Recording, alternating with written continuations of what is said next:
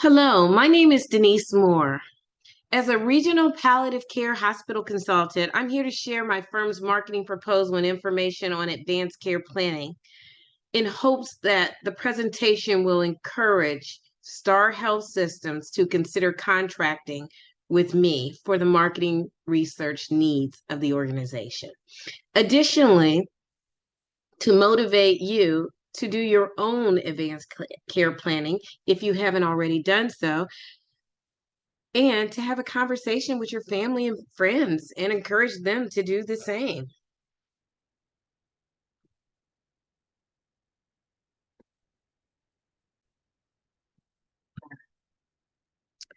Furthermore, we're going to look at our learning objectives today.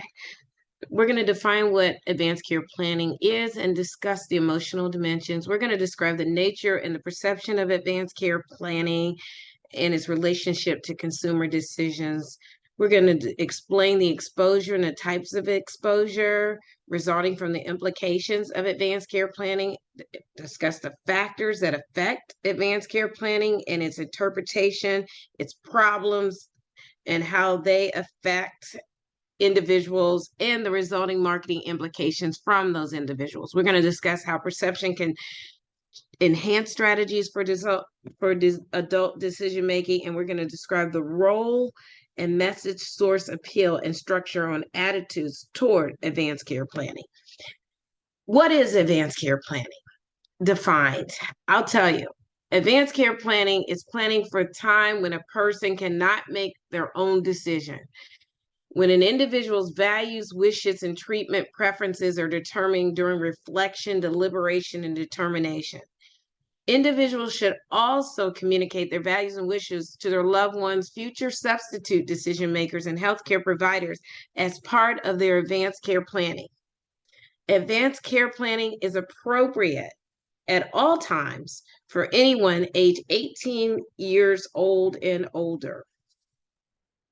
So, when we talk about this advanced care planning, really it's decision making that the right things are being done to help you get to your goals of care at the most critical time of your life. Advanced care planning allows you to explore the minimum goals of care that you might want at end of life. In addition, it leads to advanced directives. Now, when we talk about advanced directives, you have to understand that many people shy away from preparing a will or a healthcare power of attorney. Perhaps it's difficult to ponder death. Maybe they aren't sure what their end of life wishes are or don't know how to go about doing it.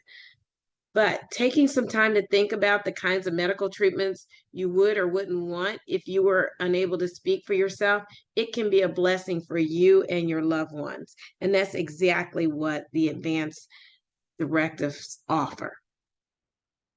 So really, this is truly about focusing on what's most important in your life. This conversation is truly about life and living and the preparing for the end of life journey. When we talk about the importance of advanced care planning and the problems faced, based on the marketing mix, the external and internal factors are influencing consumer behavior and decisions. Individuals are able to make preparations for their future medical care requirements in the event that they become incapacitated or develop a terminal illness through the process known as advanced care planning, which is an essential component of end-of-life care. It is essential to take into account that both the external and internal elements that influence consumer behavior and decision in order to ensure that any decisions regarding your care plan are well informed. However, a deficit in both awareness and comprehension regarding the advanced care planning, failure to participate in advanced care planning can result from a lack of familiarity.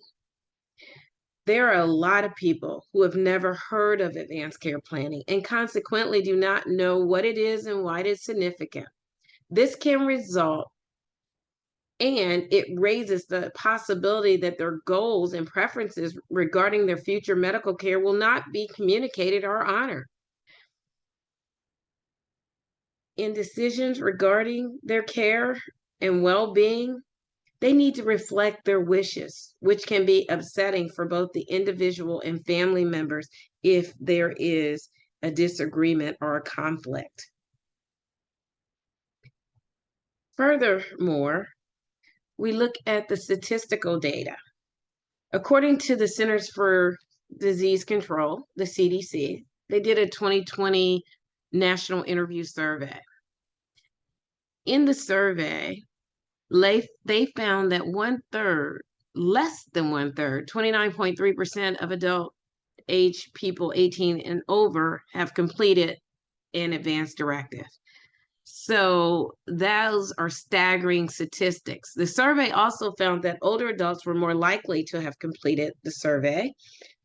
Those age 65 and older, twice as likely as those that were less than 64 years of age. Having an advance directive is also influenced by ethnicity. The survey results showed that whites, non-Hispanic adults, 32.6% had completed their advance directives more often than Black non-Hispanic adults at 22.8%, and Hispanic adults at 17.9%.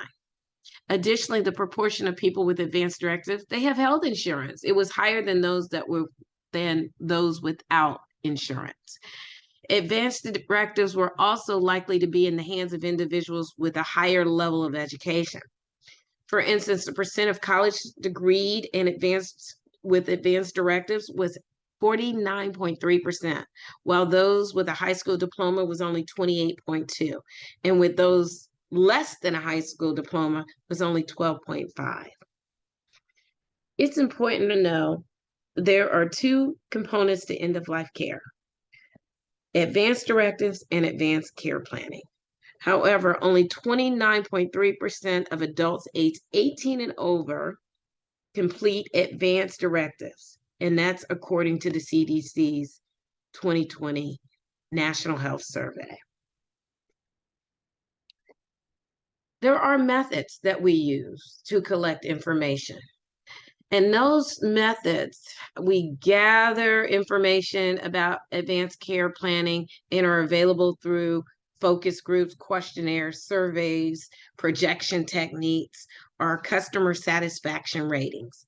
As a result, those methodologies, we gain insight with attitudes and perceptions.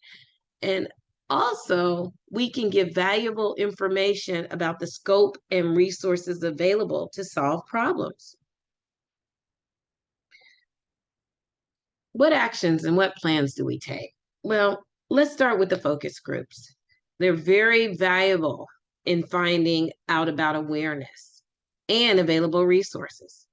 These focus participants are asked about their previous encounters with advanced care planning and the tools that they have at their disposal. Surveys is another thing we do, and they can be used to measure attitudes and beliefs and available resources. Those participants are asked about their prior experiences with advanced care planning. Reviews of customer satisfaction ratings, very important, because reviewing customer satisfaction ratings can reveal information about the experiences customers have had with their advanced care planning.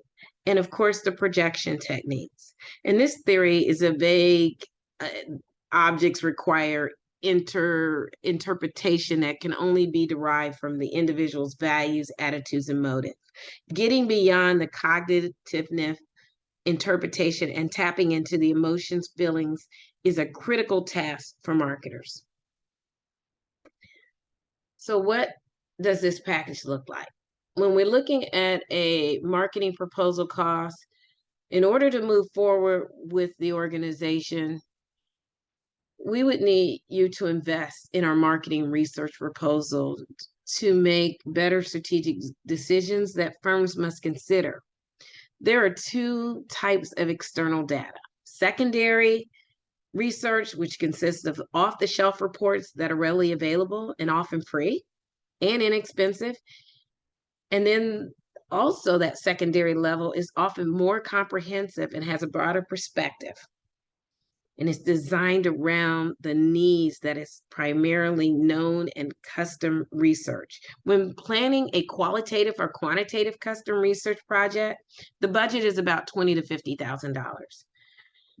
We, as a specialist firm within an industry niche, charges can change and be more in this type of market research depending on your needs. However, it is possible to conduct custom research at a lower cost.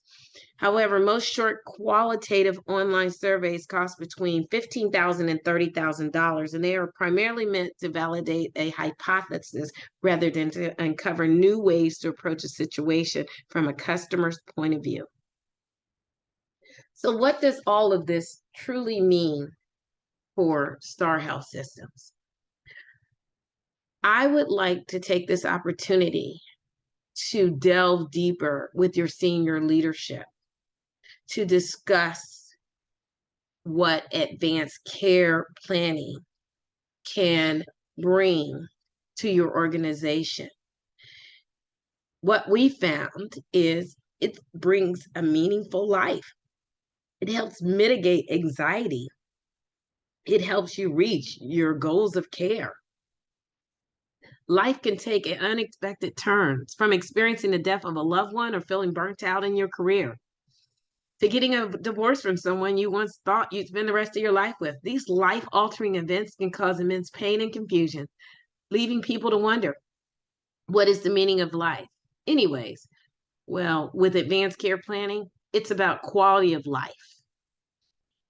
Meaning in life reflects the feelings that one's existence has significant purpose and coherence, giving them the autonomy to decide what goals of care they would like in end of life. A growing body of research identifies meaning in life as fundamental human needs that strongly influence both psychological and physical well-being. Individuals who perceive their life as full of meaning live longer, healthier, and happier lives than those less inclined to view their lives as meaningful. Advanced care planning, coupled with advanced directives, gives families, individuals, an opportunity to have a meaningful life with an independent purpose. Thank you.